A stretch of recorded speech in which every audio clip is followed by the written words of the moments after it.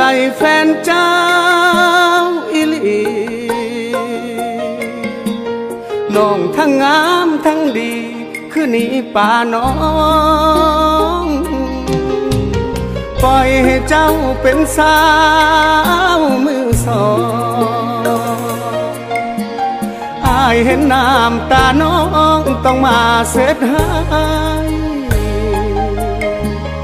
มีของดีบ่ฮู้รักษาเจ้าคือทิ่มคือป่าบ่รักษาไว้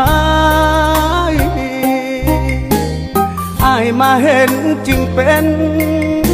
คนผัวใจถึงแม่น้องผ่านสายแต่อายบ่แค่มันบ่เจือนคือตะฟังเซมันบ่เพคือดังคันแท้อายสิเอาหักแท้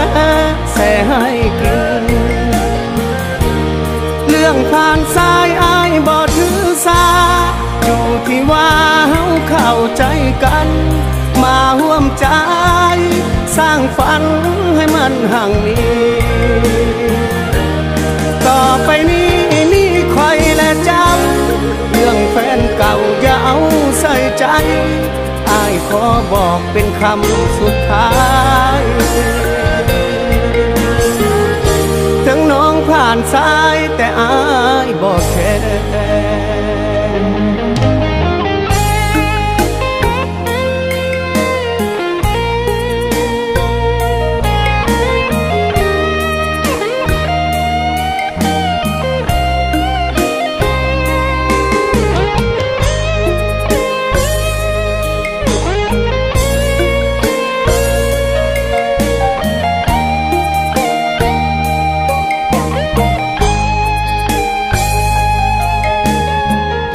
ของดีบ่ฮู้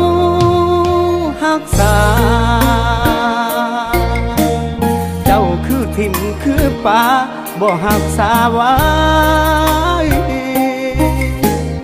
อายมาเห็นจึงเป็นคนผัวใจถึงแม่น้องผ่านสายแต่อายบ่แค่มันบ่เจือนคือตะฟังเซมันบ่เพ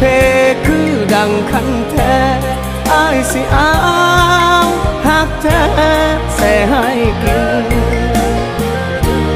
เรื่องผ่านสายอายบ่ถือสาอยู่ที่ว่าเฮาเข้าใจกันมาร่วมใจสร้างฝันให้มันห่างนี้ต่อไปนี้มีใครและเจ้าเรื่องแฟนเก่าอย่าเอาใส่ใจอายขอบอกเป็นคำสุดท้าย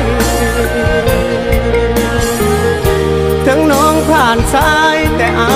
ยบอกแค่เป็นแม่ห้างก็อย่าทำแม่อายบ่ได้แค่